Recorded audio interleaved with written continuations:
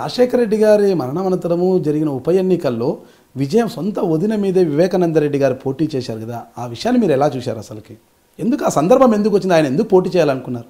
అంటే అప్పుడున్న సందర్భం ఆయనకు అలా అనిపించిండవచ్చు. ఎందుకంటే ఈ క్వశ్చన్ ఆయన కుటుంబ సభ్యులంతా సర్దుబాటు చేసి చెప్పలేకపోయారు ఆయనకు ఎందుకు పోటీ చేయడం ఎందుకు అంటే ఆయన్ని చెప్పడం జరిగింది. కానీ ఈ విషయం ఆయన అడిగితేనే మంచిగా మీకు సమాధానం దొరకవచ్చు. నాకంటే కూడా తిరిగి మళ్ళీ పార్టీలోకి వచ్చారు కదా, ఎలా మీరు స్వీకరించారు ఆయన్ని? దానికి ఏముందండి, బంధువులు కదా, మంచి మనసుతో వచ్చాడు కాబట్టి మంచిగా. పార్టీలో ఆయనకు పెద్ద సముచిత స్థానం కల్పించలేదు అన్నది ఒక అపవాదు, అది ఎంతవరకు వాస్తవం అంటారు? అట్లేం కాదండి. ఆయన వరకు ఆయన ఇప్పుడు అంటే కొంచెం ఆయన అగ్రికల్చర్ బాగా, అందుకే ఆయన అగ్రికల్చర్ స్టూడెంట్ ఆయన.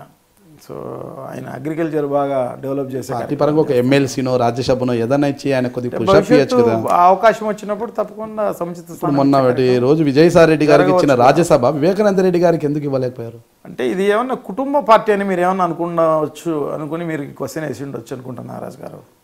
ఇది కుటుంబ పార్టీ కాదు, ఇది ఒక రాష్ట్రానికి సంబంధించిన పార్టీ. దీంట్లో అన్ని కులాలు ఉంటారు, అన్ని మతాలు ఉంటారు, అందరూ ఉంటారు. అందరికీ మనం సముచిత గౌరవం ఇవ్వాలి, అన్నీ చేయాలి. అన్నీ ఇప్పుడు ఏమైనా తెలంగాణలో కేసీఆర్ ఉన్నట్టు ఆయనకి ఎంపీ, ఈయనకి ఎమ్మెల్యే, ఆయనకు మంత్రి, ఈయనకి కుటుంబ పాలన వద్దు ప్రజాపాలన కావాలనుకునే ఉద్దేశంతో ఇచ్చారంటారు. అంతే కదా. అలా మనం ఉన్న అవకాశాన్ని అలా. మీకు ఇప్పుడు వివేకానంద రెడ్డి గారితో ఎలాంటి మంచిగా చాలా బాగా కలుస్తుంటారు అప్పుడప్పుడు కూడా? డెఫినెట్గా. అంటే 2019 ఎన్నికల్లో కడప జిల్లాను స్వీప్ చేస్తారనే నమ్మకం? కడప జిల్లా ఏముంది, ఆంధ్ర రాష్ట్రమే స్వీప్ చేస్తాం. ఆంధ్ర రాష్ట్రాన్ని స్వీప్ 175 సీట్లకు 175 సీట్లకు 175 కొట్టే కార్యక్రమం చేసి చంద్రబాబు కూడా ఓడిపోయే కార్యక్రమం జరుగుతుంది. కుప్పంలో చంద్రబాబు నాయుడుని ఓడించడానికి ఎలాంటి పథక రచన చేశారు మీరు? డెఫినెట్గా అక్కడ, ఎందుకంటే దీనికి పథకాలు రచనలు అవసరం లేదు. అంటే సుబ్రహ్మణ్యం రెడ్డి అక్కడ భగీరథ ప్రయత్నం చేస్తూనే ఉన్నారు చంద్రబాబు నాయుడు గారి మీద గెలవాలనేసి. మరోసారి కూడా అట్లా కాదండి, ప్రభుత్వం పైన ప్రజల్లో అంత పెద్ద వ్యతిరేకత ఉంది. సో డెఫినెట్గా అది రిఫ్లెక్షన్ అయ్యే కార్యక్రమం తప్పకుండా జరుగుతుంది. ఇప్పుడు దానికి పెద్దగా పథకాలు రచనలు అవసరం లేదు. ఒక విషయం మనం చర్చించుకోవాలి. రాజశేఖర రెడ్డి గారికి రాష్ట్ర వ్యాప్తంగా ఒక చరిష్మా ఉంది, జగన్మోహన్ రెడ్డి గారికి చరిష్మా ఉంది. ఆయన సతీమణిగా జగన్మోహన్ రెడ్డి గారికి మాతృమూర్తిగా పొందిన విజయమ్మ గారు వైజాగ్లో అనూహ్యంగా ఓటమి పాలయ్యారు. దాని వెనక ఉన్న కారణాలు ఏమంటారు? దానికి మీరు అన్నట్టుగా పథక రచన అనేది అది ముందుగా ఎక్స్పెక్ట్ చేసిన పరిస్థితి కాదు. ఎందుకంటే ఆమెను నిలబెట్టాలనుకున్నప్పుడు ఒక 6 నెలల ముందు నుంచి దానికి ప్లాన్ చేయాల్సిన అవసరం ఉంది. సో ఇది ఎక్కువ మీరు చెప్పినట్టుగా ఆత్మవిశ్వాసంతో తక్కువ టైంలో ఆమెను పెట్టడం జరిగింది. దాంతోపాటు ఆమె ఎక్కువ టయాన్ని కూడా ఉన్న 15 రోజులు 20 రోజులు ప్రచార కార్యక్రమం కూడా నిర్వహించలేని పరిస్థితి అక్కడ వైజాగ్లో ఉన్నది. ఆమెకు ఇంకొక 4-5 జిల్లాలు ఆమెకు ఇన్ఛార్జ్ ఇవ్వడం జరిగింది. ఈ కాన్స్టిట్యున్సీలు అంతా కూడా 2-3 రోజులు మాత్రమే ప్రచారం చేయడం జరిగింది. సో ఇదే కాకోకుండా అక్కడ నార్త్ ఇండియాకు సంబంధించిన ఓటర్లు ఎక్కువ శాతం ఉండే కార్యక్రమం జరిగింది. ఒరిస్సానే కాదు, నార్త్ ఇండియాకు సంబంధించిన వాళ్ళందరూ కూడా అక్కడ అన్ని ఇండస్ట్రీస్కి సంబంధించిన అన్ని దానిలోనూ నార్త్ ఇండియాకు సంబంధించిన వాళ్ళు దాదాపు 150,000 175,000 మంది దగ్గర ఓటర్లు ఉన్నారు. వాళ్ళని ఎక్కువగా నరేంద్ర మోడీ గారు ఎక్కువగా ఇన్ఫ్లుయెన్స్ చేయడం జరిగింది అన్నమాట అప్పుడున్న కేంద్ర దీంతో.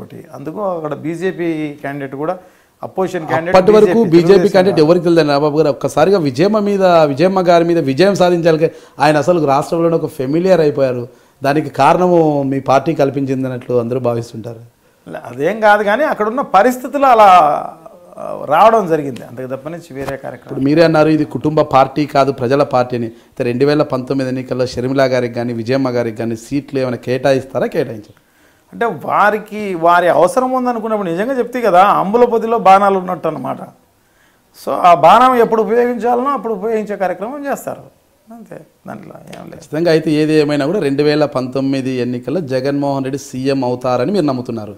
దానికంటే ముందు ఎలక్షన్స్ వచ్చినా కూడా. అంటే జాతకం ఏమైనా చూపించారా ఇంతకుముందు? ఏమన్నా హారోస్కోప్ ఏమన్నా?